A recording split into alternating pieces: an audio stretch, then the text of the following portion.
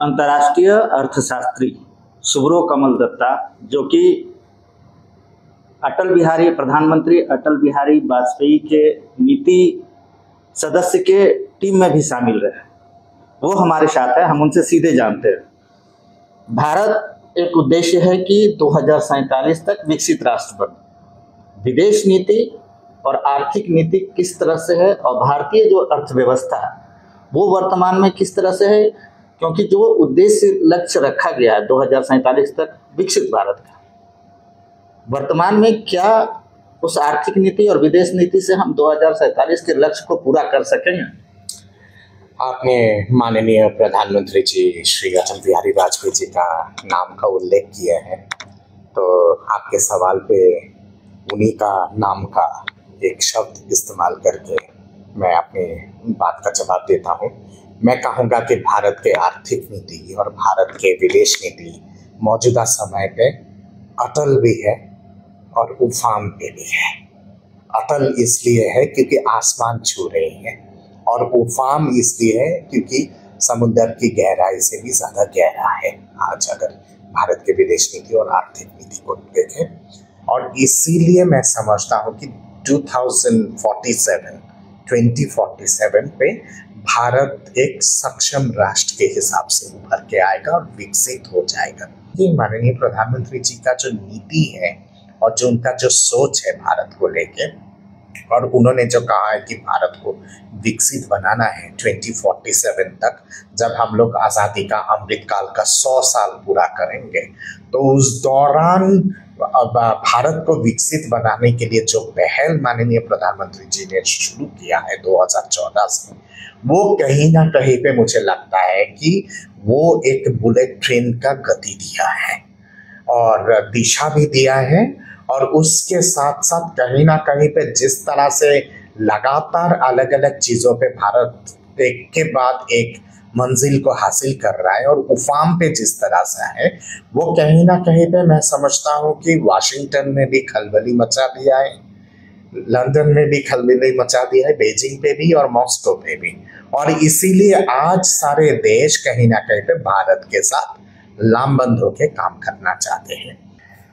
चीन से कुछ चीज़ों की आवश्यकता है जो भारत के ग्रोथ रेट को और कामयाब बनाने के लिए वो सारी चीज़ों का ज़रूरत है, जैसे आपका रेयर अर्थ हो गया या फिर आपके क्रिटिकल मिनरल्स हो गया, ये सब चीज़ें, वो सब चीज़ों की आवश्यकता है, भारत को ज़रूरत है। और उसके साथ साथ कुछ टेक्नोलॉजी है जिस पे चीन से लेने की आवश्यकता है, जब तक हम लोग अपना खुद का आविष्कार उन सब टेक्नोलॉजी पे ना कर ले। हाँ, पर ये तो बहुत क्लियर है कि चीन का रद्दी सामान खरीदेंगे नहीं और रद्दी सामान लेंगे भी नहीं। ट्रम्प साहब को अगर व्यक्तिगत वे में मैं अगर आकलन करूं, तो मुझे कभी कभी लगता है कि एक छोटा बच्चा, उसे जब झुंझुना कोई थमाता है और अगर वो झुंझुना ले लिया जाए या फिर कैडबरीज चॉकलेट अगर दिया जाए और फिर अगर मना करके ले लिया जाए, तो बच्चा जो रुष्ट हो जाता है, रोता है, चिल्लाता है, नाराज हो जाता है, थोड़ा बहुत तोड़ फोड़ करता है, वैसा ही चंचल स्वभाव मुझे ट्रम्प के नीतियों में दिखाई देता है। और अमेरिका के राष्ट्रपति अगर इतना चंचल स्वभाव का हो तो वो उस देश के हित में भी नहीं है। जहां बात आती है भारत को लेके, मैं समझता हूं कि अमेरिका के राष्ट्रपति बहुत अच्छी तरह से समझते हैं मौजूदा प्रधानमंत्री को, और अक्सर कहते हैं मोदी इज माय फ्रेंड। और आपकी बात ट्रम्प सर का, तो आपकी बात ट्रम्प सरकार का जब गुंजाते हो चुनाव जीतने के लिए, और मोदी इज माय फ्रेंड जब आप कहते हो, तो कहीं ना कहीं पे आपकी नीति भी झलकती है उस चीज पे। जहां बात आती है भारत के साथ टैरिफ लगाने की, ऐसा क्या है कि आप तारीख पे तारीख लगातार बढ़ा रहे हो? पहले 9 जुलाई के बाद 1 अगस्त, और मैं कह सकता हूं कि 1 अगस्त के बाद ये तारीख और आगे बढ़ जाएगा।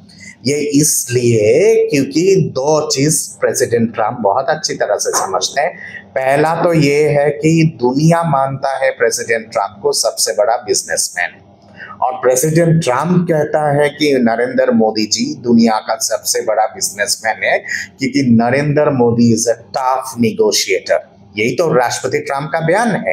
तो दुनिया का सबसे बड़ा बिजनेसमैन वो अगर माननीय प्रधानमंत्री जी के बारे में कह रहे कि बहुत टफ निगोशिएटर है, तो आप समझ सकते हैं कि मोदी जी फिर है क्या। और इसीलिए ट्रम्प साहब को पता है कि भारत के साथ ये नट बोल्ट टाइट करके नीति नहीं चला पाएंगे। दूसरी बात यह है कि अमेरिका का जो साम्राज्य था वो 20वीं सदी में था। 21वीं सदी जो है, 21वीं सदी का जो साम्राज्य है वो भारत है, चीन है, दक्षिण पूर्वी एशिया है और ज्यादातर भारत है, क्योंकि भारत एक डेमोक्रेटिक देश है, एक ऑथोरिटेरियन रेजिम नहीं है चीन की तरह।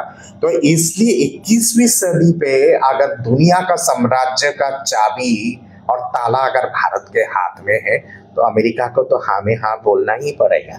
आज जिस तरह का भौगोलिक समीकरण है और इंटरनेशनल लेवल पे जो स्ट्रेटेजिक इक्वेशन है, एशिया प्रशांत में अमेरिका को अपना वर्चस्व कायम रखना है, तो उसके लिए उसकी आवश्यकता है दक्षिण पूर्वी एशिया के देश, जापान जैसे देश, साउथ कोरिया जैसे देश, और सबसे महत्वपूर्ण इस पूरे सूची में आता है वो है भारत। भारत के बिना अमेरिका अपना साम्राज्य एशिया प्रशांत में कायम नहीं रख सकता है। और चीन का मुकाबला अगर अमेरिका को करना है, चीन और रशिया और ईरान और नॉर्थ कोरिया, ये जो एक पूरा कुंभा बना है, इसका मुकाबला अगर करना है अमेरिका को, तो भारत को साथ में लेके ही चलना पड़ेगा। भारत की जरूरत अमेरिका को ज्यादा है, भारत को अमेरिका की जरूरत नहीं है।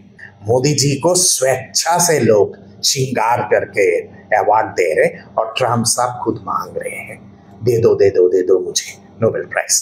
तो यहाँ पे दोनों देशों की नीतियों के बारे में भी समझ में आ जाता है और नीतियों का फर्क भी समझ में आ जाता है। और इसीलिए मैंने कहा है कि अमेरिका को भारत की आवश्यकता है, भारत को अमेरिका की आवश्यकता नहीं है। तो ये तमाम जानकारी यहाँ पे दे रहे थे कि किस तरह से जो विदेश नीति है, आर्थिक नीति है और जो एक लक्ष्य रखा गया है विकसित भारत 2047 की, उस पर सरकार किस तरह से अमल कर रही है अपने कार्यों को लेकर के, ताकि जो विकसित भारत का लक्ष्य है वो पूरा हो सके। नरेंद्र निषाद, ईटीवी भारत, धनबाद।